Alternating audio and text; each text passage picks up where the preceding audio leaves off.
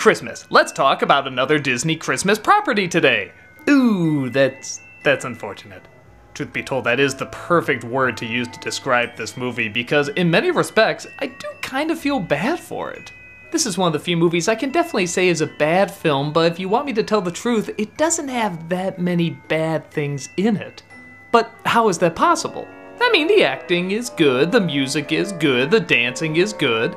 The story is a warped, but still basic telling of the Nutcracker story, which was already a very simple story, and let's face it, we've seen weirder adaptations. The visual style? I don't think I've ever seen a movie try so hard to throw so many things at you. The way it's shot, the size of the sets, the colors, the movement, all the crazy designs. So what exactly doesn't work about this movie? Well, you might figure it out when I tell you the story. Claire is a young inventor who lives with her family minus her mother, because of course, she be dead. It looks like she left some gifts for everybody though, and she leaves a little metal egg for Claire that doesn't open up unless you have a certain key. Well, they go and visit her inventor uncle, played by Morgan Freeman, who thinks he might have the answer she's looking for if she just walks down this hallway. The hallway, of course, leads to a magical land that's very Narnia-esque at first, and then Alice in Wonderland-esque later, and then Terry Gilliam, Burton, pretty much a lot of stuff you've seen before. And it turns out her mother was a queen of this land, making her a princess. And only she is the metaphorical/literal key that can get this device going that can stop an incredible evil. So tell me this, did anything about what I just said sound interesting or new?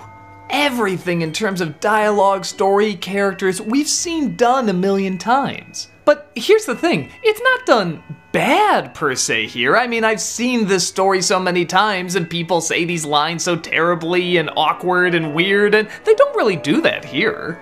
Truth be told, there's very few moments I can point to where I can say that's bad, that's terrible, that is just laughably horrendous. Throughout a good chunk, I was getting through it fine, but that's the key phrase, getting through it. Everything about this story sort of feels like a bunch of people got together and said, well, these Disney remakes are doing well, maybe we can do some sort of variation. We have Fantasia and the Nutcracker. We'll do kind of a nod here with a scene where there's like conducting and a ballet dancer, and won't ever go back to that again. Just go ahead and do the stuff we normally do, you know, somebody that lost a mother and has to go on a journey, and princesses, fairy tales, a moral about trusting yourself, you know the drill. And yeah, we do know the drill, so well that unless you add something really different or really provocative, it's just not gonna intrigue us anymore. That being said, I can't act like a ton of effort didn't go into this. I mean, look at it, just look at this world, or should I say these worlds. There's like different costumes and different creatures and characters, but it's also kind of overload because they're trying so many different styles that they all don't quite go together and it's just a little too cluttered. If there were really interesting characters with an interesting story and interesting dialogue, then this would all probably work out fine, and I wouldn't notice it as much. But because every line and every moment feels so stock, it does feel kind of manipulative. The directors of this movie were Lasse Hallström and Johnston, two directors that have made constantly good films. Captain America is good, Chocolat is good, The Rocketeer is good. These are good movies, I'm not gonna say they're bad. But with few exceptions, none of them are really groundbreaking. You don't really hear people talking that much about them years later.